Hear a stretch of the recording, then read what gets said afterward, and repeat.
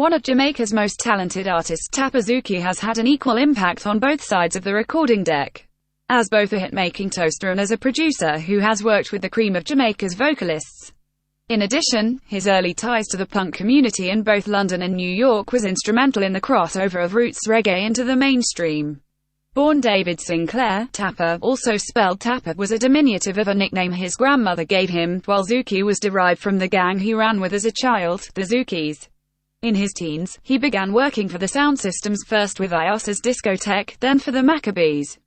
It was through the latter that he came to the attention of producer Bunny Lee. Unfortunately, his off-hours delinquency ensured that he was also coming to the attention of the police.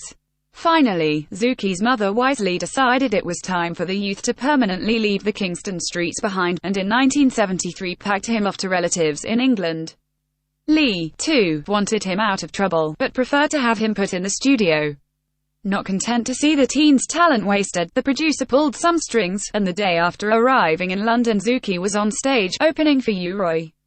His one-song Toast so impressed producer and Ethnic Records label head Larry Lawrence that Zukie was immediately swept into the studio to record his debut single, Jump and Twist. Returning to Kingston at the end of the year, the young DJ now began recording singles for a host of producers, most notably 1975's Natty Dread on the Mountain Top, a fearsome version of Jar Vengeance, for producer Yabby U.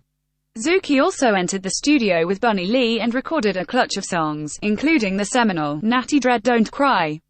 Although the DJ refused to sign an exclusive deal with Lee, the producer happily sent him on his way with a batch of backing tracks to work with. Producers Jojo Hookham and Ossie Hibbert added more to the pile, and it was from all these donated tapes that Zukie built his debut album, MPLA. Defiantly independent, the DJ recorded and financed the recording of the record himself, and set up his own label, Stars. But lack of money forced Zukie to put the album on ice and initially release some of the tracks as singles. It was at this point that he began producing other artists, initially working with the likes of Errol Dunkley and former I-Oses vocalist Ronnie Davis. Zukie headed back to London in mid-1975 in search of a distribution deal for Stars. There he discovered that a recording session he'd done during his previous stay, with producer Clem Boucher, had since been released as the Man a Warrior album, and was selling like hotcakes through the Click label. Immediately inking a licensing deal with Click, Zukie's profile soared even higher upon the release of a single off MPLA. The full album followed, and Zukie now found himself with the best-selling reggae record in the UK that Christmas. Soon after, the DJ signed a deal with Virgin Records.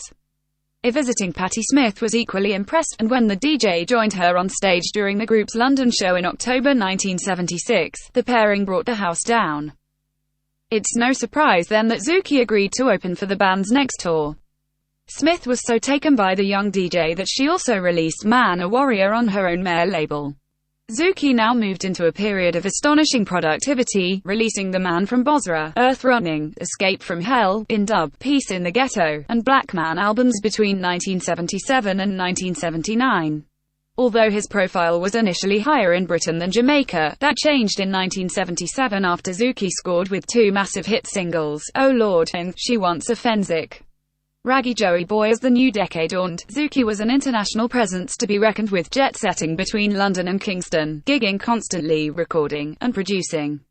He sat behind the controls for acclaimed work by Horace Andy, mixed the highly lauded Green Valley for Militant Barry, and released his own Raggy Joey Boy and People Are You Ready albums. Between 1983 and 1986, Zukie concentrated on production work, recording with just about every artist worth his salt on the island: the Mighty Diamonds, Max Romeo, Ken Booth, Sugar Minott, and U-Roy are just a few amongst this vast legion.